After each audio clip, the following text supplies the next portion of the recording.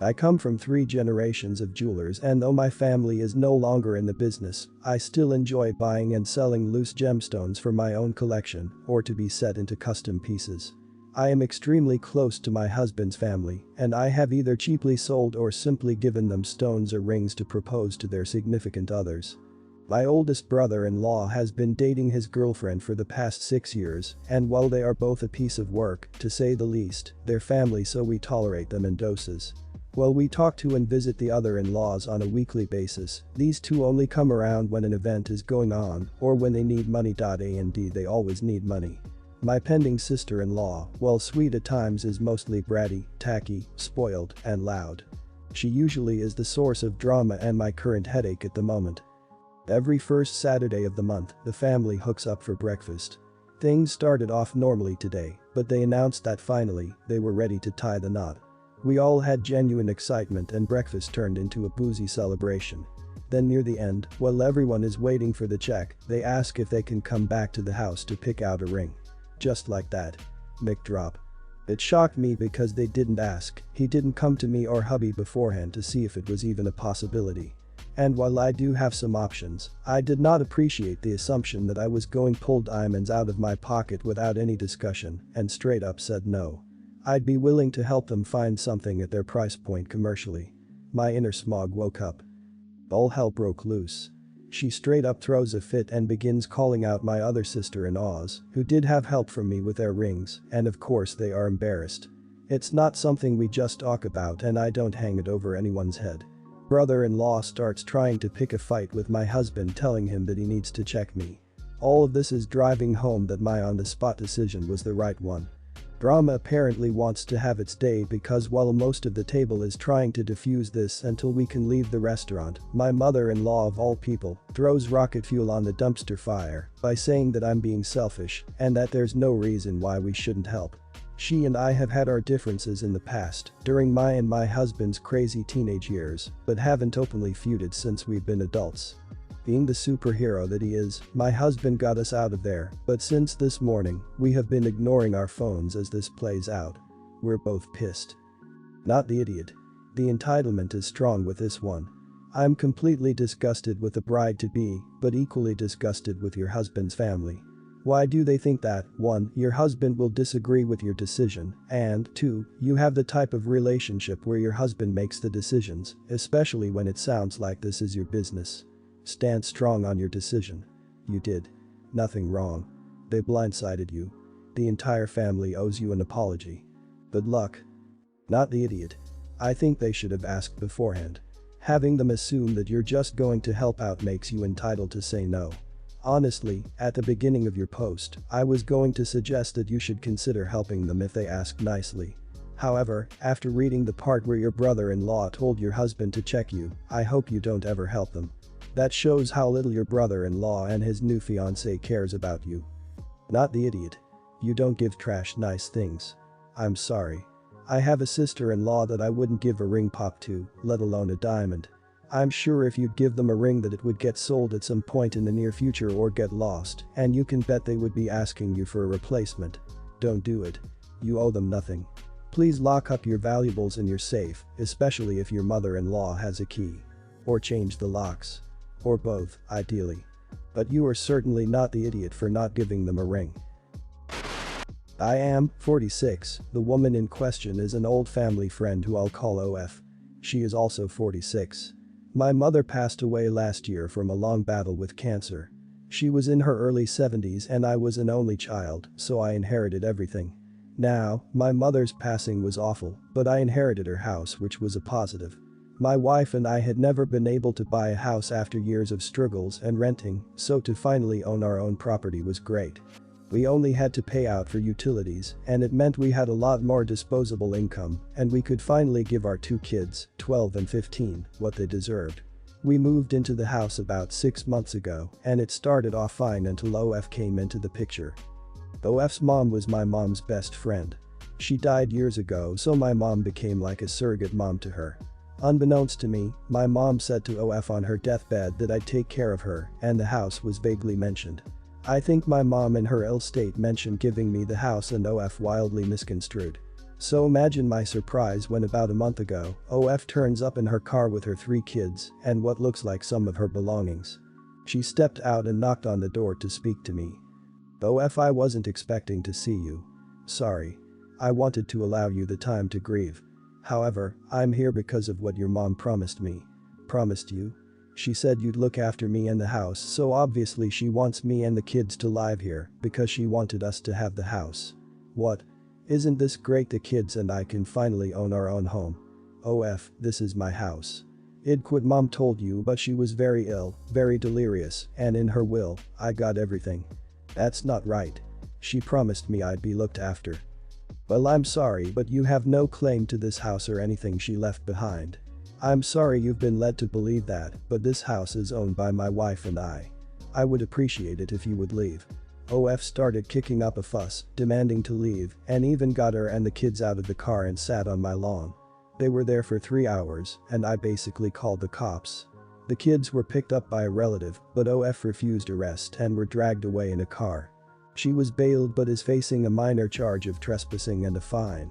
She has been rallying around everyone in my family to convince them that I robbed her of her inheritance and I'm an evil person for denying what's hers. It's so bad I even had to provide proof to the police that my wife and I own the house and even a copy of my mom's will. They even spoke to mom's lawyers who all confirm OF doesn't have a legal foot to stand on. She has continued to harass my family and is now facing charges of harassment. I think maybe I could have dealt with this more rationally as she was led to believe something different, so am I the idiot? Not the idiot. I think that if she had been acting in good faith she would have messaged or called you to let you know some time before showing up. She hoped to put you on the spot and move in before you could really think it all through. I'd honestly not be surprised if she's making up your mum saying anything about the house or you looking after her to her. The way she's gone about this really seems suspect to me, not what someone who really thought they were in the right would do. Not the idiot. If your mother wanted to give them the house, she would have put it in her will, and she probably wasn't in a clear state of mind and probably didn't mean it literally, but figuratively, as in that, you should keep the friendship up. She is that she tried moving in without asking about the will, stating her assumption, and without talking to you first, as well as reacting the way she did, and given how she reacted, she might not be fitting for friendship in the way your mother might have intended, as she probably would never let go of the house story. Not the idiot. If your mom really wanted OF taken care of and for the house to go to her, then you'd think there'd be some sort of evidence to substantiate her claims. Sounds like the law is on your side on everything. If you politely ask her to leave and she refused, then she put herself in the predicament she now finds herself with the police. If it were me, I'd put up a camera or 2 outside. From your description she doesn't sound like the type to accept things and walk away. This spans roughly 10 years. Roommates in college for 1 semester, best friends. She started dating a guy, they got pregnant, got married and had the baby. I met my husband through her spouse shortly after that. A few months into my relationship with my then boyfriend, we got pregnant. Unexpected but happy. Ended in a pretty traumatic miscarriage at 13 weeks. My friend's response to that? Along the lines of, perhaps it's because you don't believe in God, and did you do something you weren't supposed to? Needless to say, I cut contact at that point. I got married, we got pregnant, had our first son. They moved states away. A few years went by. Our husbands were still friendly. We ended up moving locally to them due to job relocation. She reached out, but kind of just tiptoed around it. I started cautiously seeing and talking to her again. Pregnant with our second then, after a couple of years of infertility struggles. Crap happened and my husband went insane due to the stress of his job. Drinking heavily, disappearing for the weekends. She knew this was a huge problem and was causing me insane anxiety. Obviously because of her. Turns out, after one of those weekends, it came to light my husband was camped out at her house. She insisted she did not know. She lived in a 1-bedroom at. She knew. And she lied when I outright asked her the night before if he was there or if she could ask her spouse to contact him. She went on to say that she is only looking out for her because he's her friend. Dude, were we not friends way before we met these 2 guys? Needless to say. I cut contact again. Horrific, dangerous pregnancy, baby in the NICU, we both nearly died. Husband issues went on for another year or so before he finally started being aware and took a step back from the job and coworkers that led him on that path in the first place. She never reached out. Another 4 years went by. And she started contacting me. At first, skirting around the baby by dropping hints and asking vague questions about some baby items. When I stopped responding because I just did not want to engage with her anymore because everything about her was just toxic, she messaged again last night. That she's finally having a son after 2 miscarriages, they have a daughter, and she's so scared. I'm sorry, but why the hell should I care? She knew his behavior caused me panic attacks and severe anxiety while I was high-risk pregnancy. She accused me of bringing my miscarriage onto myself. I don't want her back in my life. I could not care less at this point. So, would I be the idiot if laid it right out to her? Or what would you do? And I just say that it's pretty obvious your husband is awful and you seem to blame everybody except him. He lies and overdrinks and it's a darn coworker's fault. He disappears and it's her fault for not telling you where he was. It seems like you choose to be around an awful group of people, your friend, her husband and your husband, and then just focus your anger on whoever is most convenient for you. You don't have to be involved with any of these god-awful human beings. You don't owe it to anyone to have a relationship with them of any kind. After the crap she pulled, there's no way I'd tolerate her germy breath in my life at all. You would not the idiot for cutting her off. The right thing is to just ignore her and block her entirely. At most, tell her you're not interested in being her friend and then block her. Let your husband know what's up, since it seems that her husband and her still have some kind of friendship going on and she may try to use him to go around your block. Not the idiot. Firstly, I'm sorry for your loss. I hope you and your second child are fully recovered now. Don't let her back into your life. You needed her support and she didn't give it. Not even support, just an honest answer, and she lied. And now she wants your support. It must be hard to be pregnant anyway, never mind after miscarrying. I get she may be scared. However, she blamed you for yours. Made you feel worse when you were at your lowest and now wants you to hold her hand. Nope. Enjoy the life you've got. You and your husband and your amazing children. All the best for the future. So I lent a friend of mine £500. He needed it to see him through till the end of the month and promised to repay me on payday. Not a problem, I trusted the guy and knew he was good for it. Payday comes and goes, no sign of the money. I sent him a message about it. He said, "Oh yeah, sorry I forgot, I'll do that now." 2 weeks pass and still nothing. I message him again. He said he'd send me the money. Still nothing. He was then avoiding me, so I wasn't able to see him face to face. I messaged him again and he didn't reply. 7 months have passed since the day he promised to have the money back to me. I've not been able to get hold of him, nor have I seen him. This weekend just gone, I was out at a restaurant and I happened to see him as I was being seated at my table. He was on what looked like a date. Now at this point, I could see he was acting kinda bozy because he had ordered about 5 starters. It's worth noting that this is a pretty pricey restaurant. So I decided I'd go and say hello. I pulled up a chair at his table and started chatting to him about how he is and how I am, etc. I then proceeded to pick up a fork and try a bit of the food. He looked a bit shocked, but it was good food, so I tried something from one of the other plates. At this point, his date, I'd learned that this was their second date, said to me, "Excuse me, but this is our food. What do you think you're doing?" I looked at her and said, "Well, since I'm pretty much funding this meal, I figured I may as well sample what my money is getting." I then said to my friend, "It was nice to see you, I'll leave you to it. We can catch up another day." I then left to go back to my table. The people I were with, a party of 10, had very mixed reactions to my behavior. Some were in favor of what I'd done, others not so much. So I'm asking you a lot, am I the idiot? Everyone's the idiot here. He for not paying you back and you for how you handled it. A friendly reminder in front of his date along the lines, "Hey, I don't know if you know.